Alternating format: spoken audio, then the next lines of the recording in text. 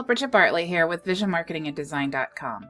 Every business needs a website, and the most important function of your website should be to encourage your visitors and potential customers to take action to start engaging with your business.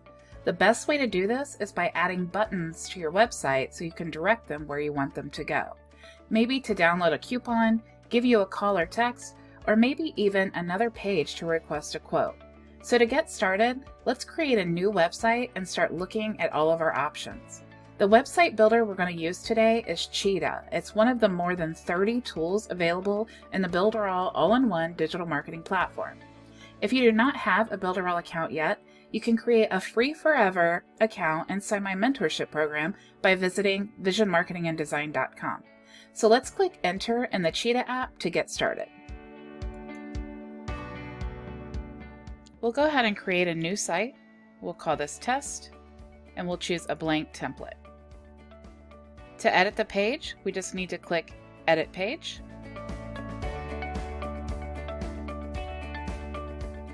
And let's start by adding a panel. Click Add, Panels, and we'll start with a blank panel.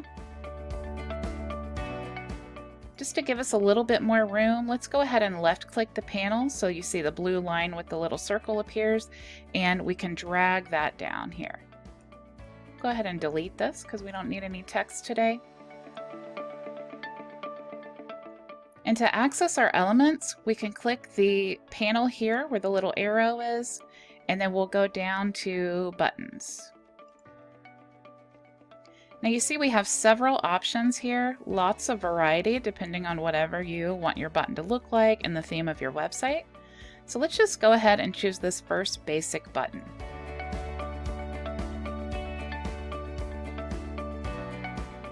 Now when you left click, you see the panel over here changes, and these are all the options you have available for your button.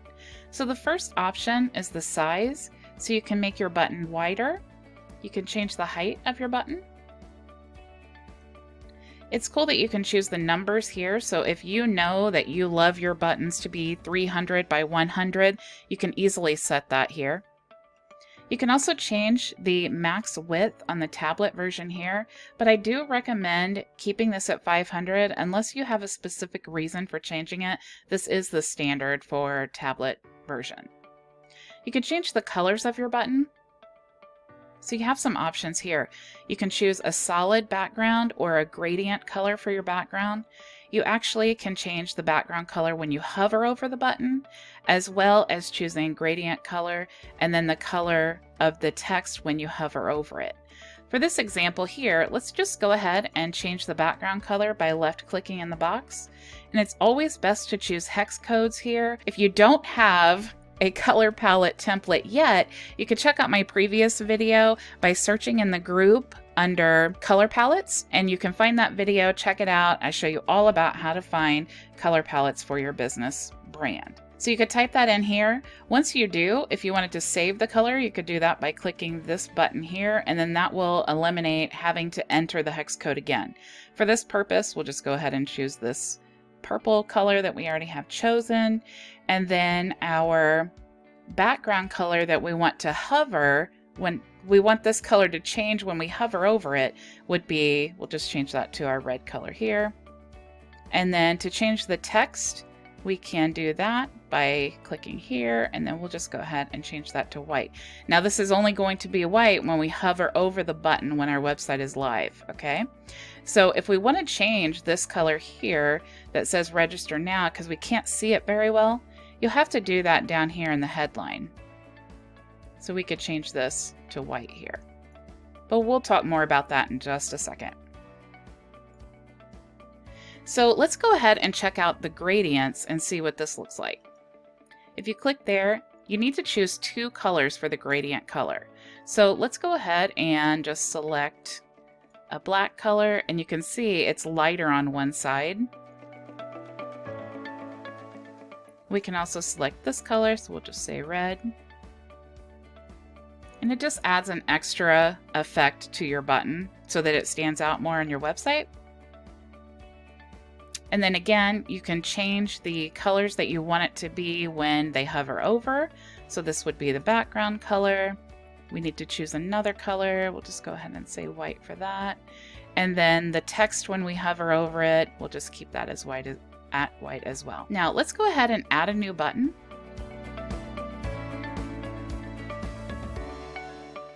We'll just choose the same style of button. And on this button, let's go ahead and add an image. We could do that by clicking here. And we can choose one of our images we have in our gallery. If you don't have any images yet, or you have an image you want to upload, you can do that by selecting File here. For this purpose, I'm just going to go ahead and select this image since I already have it uploaded. We'll expand it a little bit. And you have some options here to position your image. And I will just breeze through here because in reality, these buttons are so small that this isn't going to really make that much of a difference. As you can see, I'm clicking. It's not really that noticeable, the difference. Also, you can set it so that your image inside the button will scroll with the website or stay the same. The best thing that I like to do is go ahead and change image and go up here to buttons, because inside the Builderall back office or inside the Builderall gallery, we have all kinds of options here that we can choose from. And you can see they're a lot more attractive and eye-catching than just the standard image. So let's just go ahead and select one of these here. Scroll back up. I'll just select this first one here and save.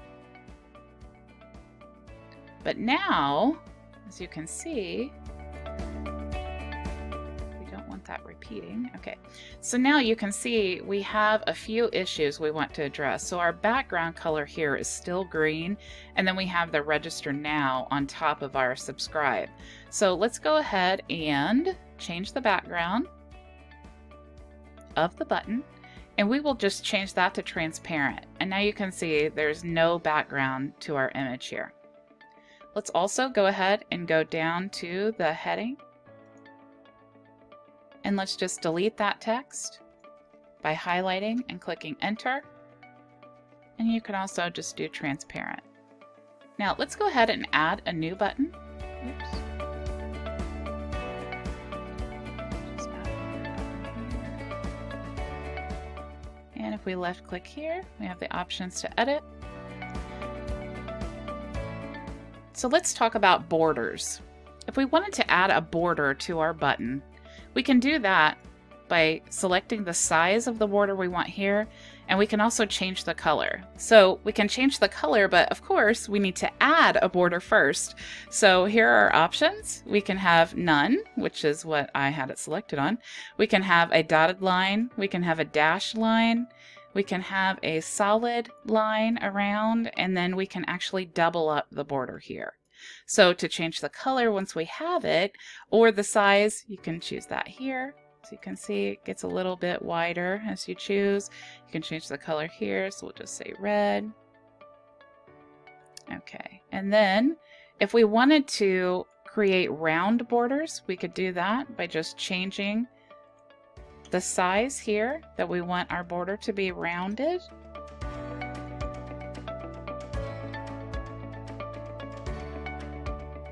And then again, we can change the headline, so we'll just say buy now. And we can change the font if we like.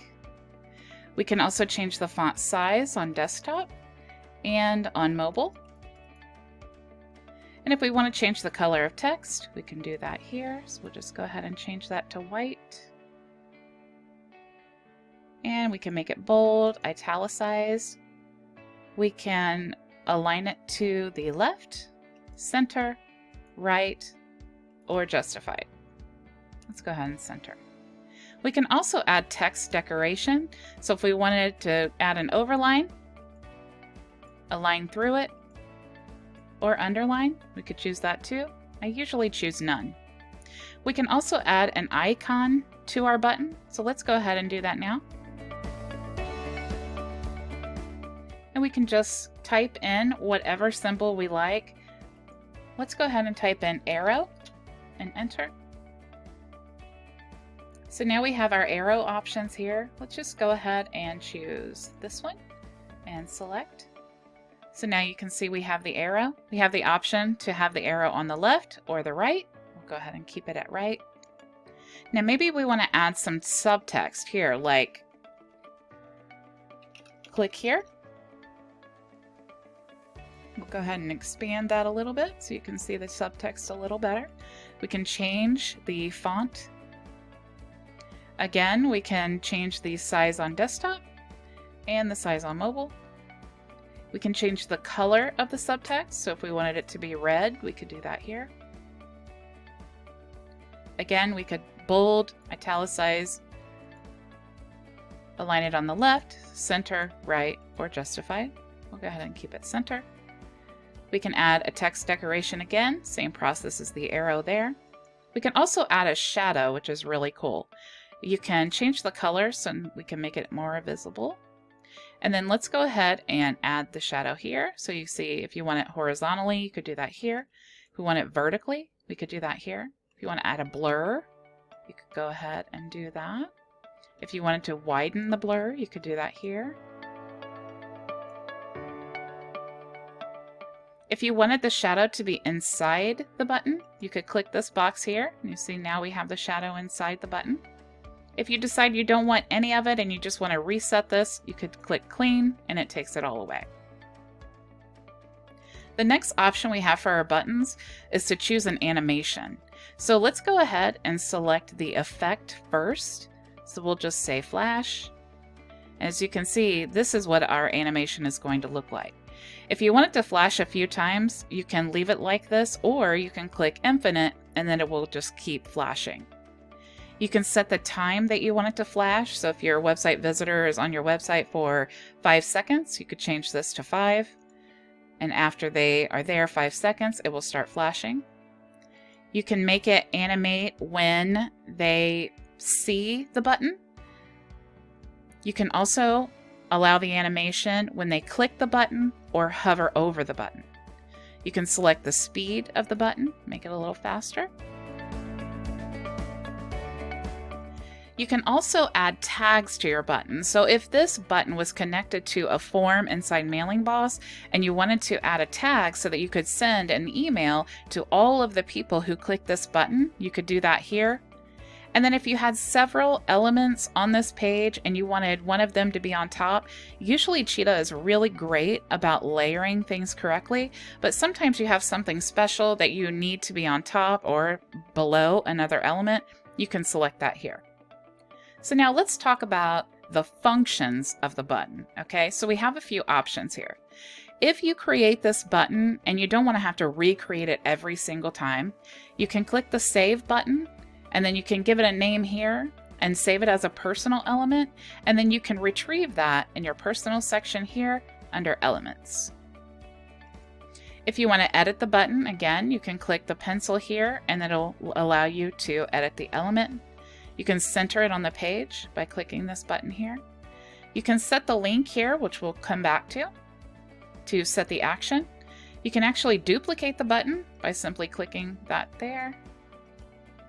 And you can hide the button. So if you want this button to only be visible on mobile, you could hide the button here. And if you go to your mobile view,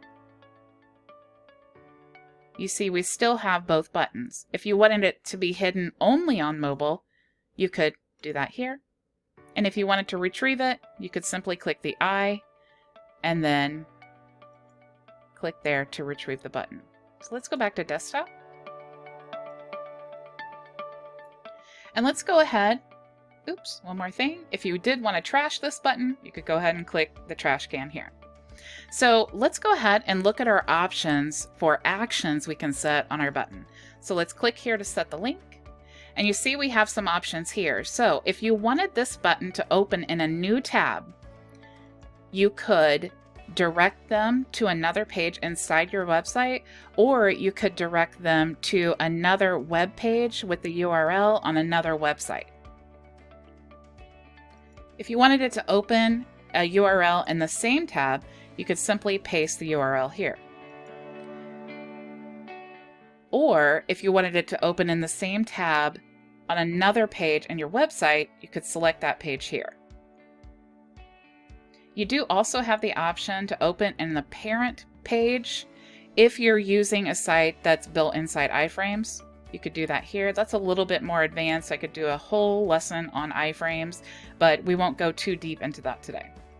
You can also add Builderall auto tags, which you can set inside your profile in the Builderall back office. If you have any pop-ups created, like a contact form, and you wanted to set that so that when they click the button, a pop-up form comes up, you could do that here by selecting whichever pop-up you've created. You can actually direct them to another section of the page of website by clicking the button, by doing that here. If you have a video that you want to send them to, you could paste the URL here to allow them to view the video. If you want them to download a coupon or an ebook or any other type of file, you could do that here by selecting the file, and when they click the button, it'll start the download. If you have products in a super checkout system, you could choose the product you want them to be directed to here. You can actually have them contact you by email. All you need to do is paste your email address here. You can type in a subject, which I recommend something that makes it easily recognizable. So for instance, if you want them to contact you for a quote, you can make the subject, "I'm interested in a quote request," or "you have a quote," something that you're going to recognize easily when you see it in the midst of all your emails. You can have it CC another email or a coworker if you choose. And you could also use this function here, the CCO, which I almost never use. You could also actually add default body text. So if you wanted them to send you a quote request and the subject was, "you have a quote," you could type in the body, "I'm on your website and I'm interested in a quote," and that way you know where this is coming from. You can have them call you by entering your number here, and then you have some options. They can call you, send you an SMS message, or even a WhatsApp message. Just a side note, in my course coming out, hopefully at the end of the week, I have an entire module showing you how you can use these functions in your business to engage your customers and build a relationship with your business, so they're encouraged not only to become your customer, but remain your customer for years to come. So make sure you're looking for that. You also have the option to add Builderall tags to your button and rotation banner. Again, much more advanced, and we'll talk about that in another time. For this purpose, let's go ahead and just cancel out of this. So now that I have given you a full run through of all the options you have available when using buttons, make sure to dive in and get started building your website today. If you aren't sure where to start, you can always go to your back office, click in the knowledge base, and type in any question that you have, and you will see a series of tutorial videos that you can check out to help you get started. Also, again, be watching for my new course to come out, because I have explained in detail what you need as a local business specifically in your website, and I walk you through the whole creation process from beginning to end. The course is free, but you need to be a Builderall member to get access. If you do not have a Builderall account yet, you can create a free forever account inside my mentorship program by visiting visionmarketinganddesign.com. Now, let's build it with Builderall.